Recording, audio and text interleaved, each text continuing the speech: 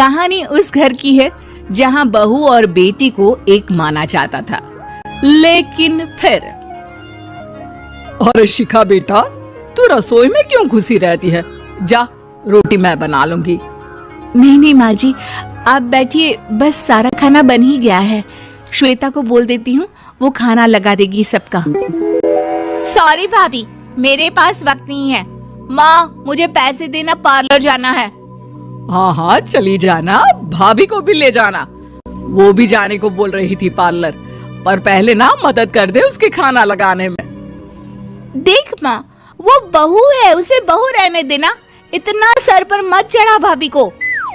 श्वेता, ज्यादा मत बोला कर। बहू और बेटी में कोई फर्क नहीं होता है। जा जाकर काम कर। ननद को माँ का भाभी से इस तरह प्यार करना बिल्कुल अच्छा नहीं लगता। वो बार बार किसी न किसी तरह माँ को भाभी के खिलाफ भड़काती रहती, लेकिन कोई फायदा ना होता। एक रोज, अरे बेटे किशन, जा बहू को कहीं घुमा कर ला।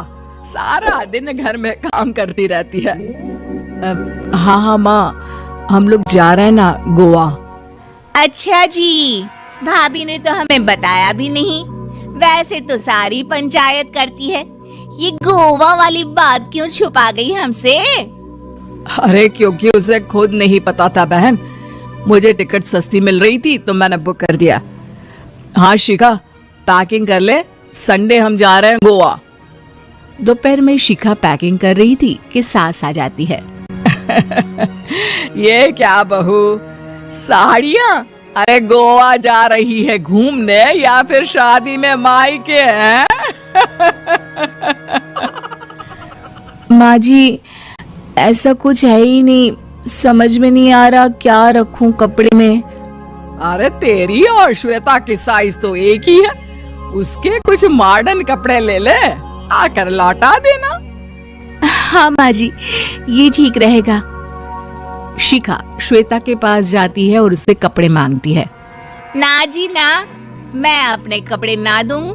वैसे भी फैल जाएंगे मेरे कपड़े, बहुत महंगे वाले हैं। शिखा मुंह लटकाकर कमरे में आ जाती है तो सास कहती है, चल तैयार हो जा, तुझे मैं शॉपिंग करा कर लाती हूँ गोवा की। बस फिर क्या था, सास बहू निकल जाते हैं मार्केट और एक से बढ़कर एक ड्रेस खरीद कर घर आते हैं। पहले बता देती कि नए कपड़े दिलाने वाली है भाभी को, तो मैं अपने ही दे देती ना भाभी को, मुझे दिला देती नए कपड़े। देख श्वेता, परिवार का मतलब सबके साथ रहना होता है, ना कि सिर्फ अपना सोचना। वैसे भी तुझे अच्छे संस्कार सीखने चाहिए। और रही बात कपड़ों की, तो शिखा, आज से घर पर भी तू मॉडर्न कपड़े ही पहनेगी। कोई जरूरत नहीं है ये साड़ी वाड़ी लपेटने की। अब क्या था, घर पर श्वेता और शिखा एक जैसे रहते। एक बार पड़ोसन आती है। अरे बेटा, अपनी माँ को तो बुलाना, जरा बात करनी है। शिखा सास को बताती है और रसोई में चली जाती है। ये आपकी बेटी बहुत बड़ी हो गई है, इसके लिए एक रिश्ता है, कहो तो बता दूं। ये बेटी नहीं बहू है, घर में सब एक जैसा ही रहता है। वैसे मेरी बेटी भी बड़ी हो गई है, कोई रिश्ता हो तो जरूर बताना। पड़ोसन रिश्ता लेकर उन लोगों के घर आती है। तब श्वेता की होने वाली सास कहती है, तो ये घर है, कितने मंजिल का है? और ये बहू ने आपकी क्या पहन रखा है, जीन्स टॉप? अरे भाई, साड़ी वाड़ी नहीं है क्या इसके पास? देखिए, सर्दी है तो साड़ी में बहू कैसे मैनेज करती, वैसे पहनती है साड़ी भी। देखिए, हम लोग ठहरे पैसे वाले लोग, कोई कमी नहीं है हम लोगों के पास पैसों की, बहुत पैसे हैं, जमीन, नौकर चाकर, कार, सब कुछ है। लेकिन घर में संस्कारी बहू चाहिए, समझ रही है ना आप? सास कुछ कहती कि श्वेता बोल पड़ती है, हाय रे, नौकर चाकर से लेकर जमीन, कार, पैसा। हाँ, मुझे रिश्ता मंजूर है मुझे। अरे रुक जा श्वेता, मैं बात कर रही हूँ ना। देखिए, हम लोगों के घर इतनी आजादी नहीं मिलेगी। अरे हाँ कर देना माँ, हाँ कर दे जल्दी सास क्या करती, बेटी की शादी ऐसे घर में कर देती है जहां ना उनके विचार मिलते हैं और ना ही आचार। शादी की बात एक रोज फोन पर, श्वेता बेटा, एक बार घर आ जा, बहुत दिल करता है तुझे देखने का। माँ वो घर पर बहुत काम होता है, कैसे आऊं? बड़ा घर है लेकिन आने जाने वालों की लाइन ही लगी रहती है। बेटा मैं तो जानती थी उस घर का हाल, लेकिन तू ही नहीं मान रही थी।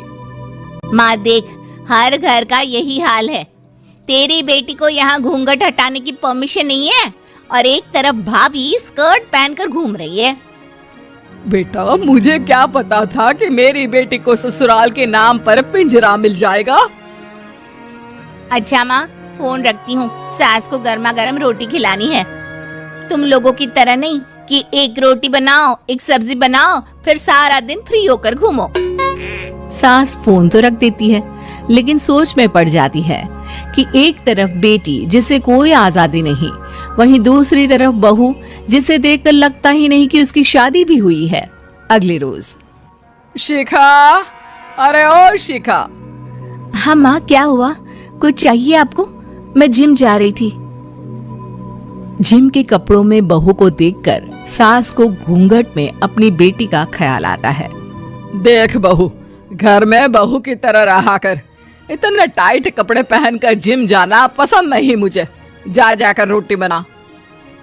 रोटी? माँ अभी तो शाम की 6 बजे हैं, इस वक्त रोटी?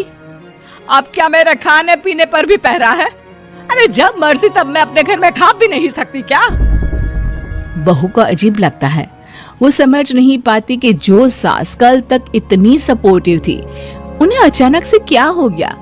वो किचन में जाती है, गरम रोटी के साथ 2 तरह की सब्जी, रायता, सलाद सब लेकर सास के पास आती है। माँ जी, खाना। इतना सारा खाना?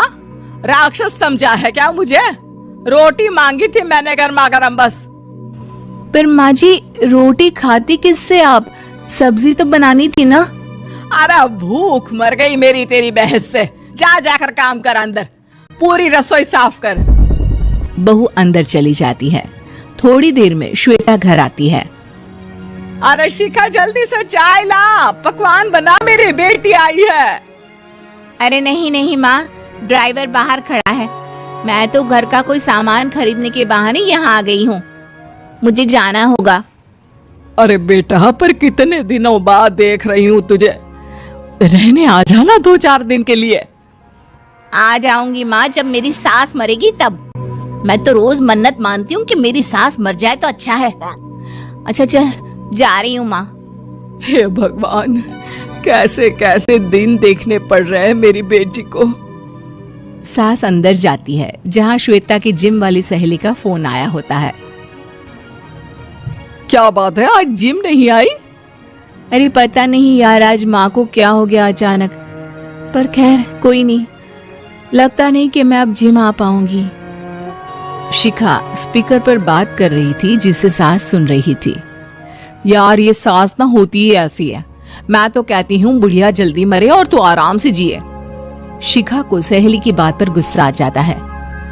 माँ के मरने की कौन सा बच्चा दुआ मांगता है मोहिनी? आगे से ऐसी बात मेरे सामने मत करना। हमारे घर की शोभा ही माँ है। क्या हुआ जो थोड़ी शक्ति दिखा रही है? उसमें भी कोई ना कोई उनकी भलाई ही होगी। मैं तो कहती हूँ भगवान मेरे जैसी सास सबको दे, जो सिर्फ माँ की तरह है। सास वाली तो कोई बात ही नहीं है उनमें। सास ये बात सुन रही थी। उनकी आंख में आंसू आ जाते हैं कि क्यों वो बेटी की किस्मत में बहू को भी भागीदार बना रही थी। शिखा, अरे ओ शिखा, क्या हो गया? जिम नहीं जाना